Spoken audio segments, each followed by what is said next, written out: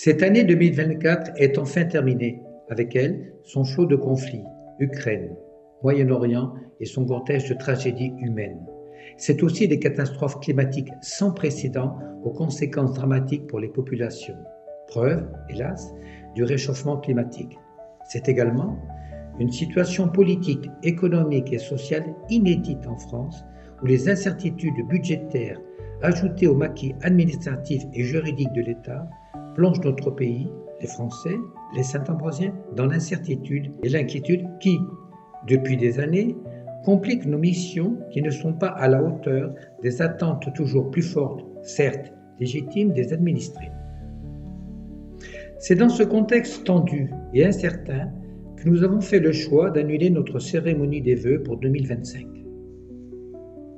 C'est peut-être une action symbolique au regard du coût de cet événement, mais j'estime en responsabilité qu'il serait anormal d'organiser des vœux en 2025 quand il est demandé à tous les Français, donc aux Saint-Ambrosiens, des efforts supplémentaires. Conscient que cette cérémonie participe à renforcer le lien qui nous unit, vous recevrez dans vos boîtes aux lettres le bilan de l'année écoulée et les perspectives pour 2025. À Saint-Ambrois, donc, 2025 sera une année de concrétisation.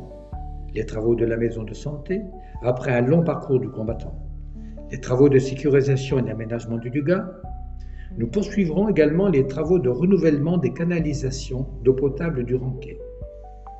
En 2025, nous finaliserons les études de réhabilitation des écoles primaires et maternelles et de la halle au sport. Nous poursuivrons les festivités engagées en 2024, ainsi que l'ensemble des actions portées par de petites villes de demain à destination des commerces et de la rénovation de l'habitat du centre ancien.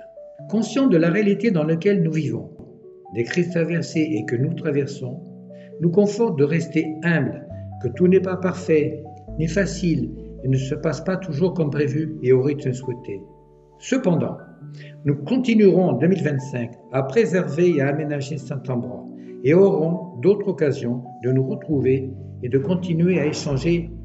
Je formule le vœu d'une année apaisée et heureuse pour chacune et chacun d'entre vous.